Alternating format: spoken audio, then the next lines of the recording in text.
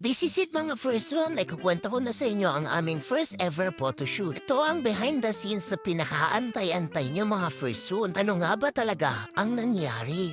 Dumating na nga kaming dalawa ni Kali at kami na lang ang inaantay. Nakita ko kumakain agad si Hunter. Mang kainan ba ang pinunta natin dito? Bakit nagmumukbang na siya? Yun pala nauna na siya mag-photoshoot. Sana ako din makakain agad mga first one. Maya-maya nga lang tinawag na ako. Ako daw ang unang sasalan sa amin dalawa ni Kali. Hindi pa ba tapos ma'am? Parang nagugutom na ako. Tignan mo, parang nauubos na nila yung pagkain do. Basta i-sure mo ma'am ha, after neto, papakainin mo na ako. Maya-maya nga lang, kuminang ang mga mata ko. Nung kinukuha ko na, ayaw ibigay sa akin. Ibigay mo na yung bola sa akin. Amin na yan. Kamusta ba ang unang set ko ng shoot mga freson? Okay ba? Habang nag-aantay nga, tinawag ko si Hunter. Sabi ko maglaro kami.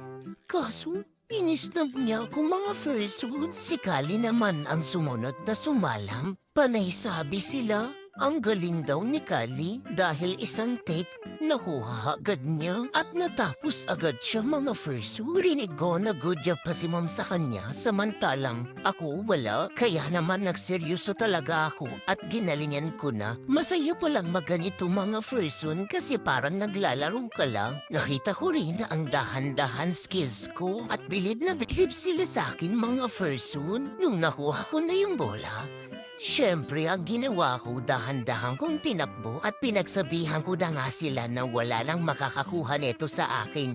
Akin lang ito. Sa mga kasama namin ay si Firmam Kai.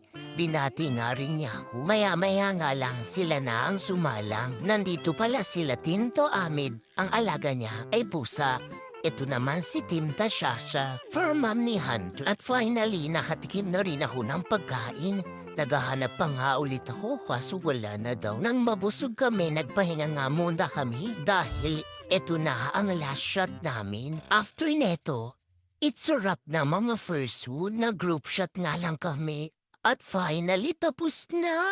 Good job daw kami mga fursuit. Ang saya neto mga fursuit. Ang POV naman ni Kali ay tomorrow niyo mapapanood. Excited na ako sa kalabasan ng mga pictures namin. Follow niyo kami sa FB at IG.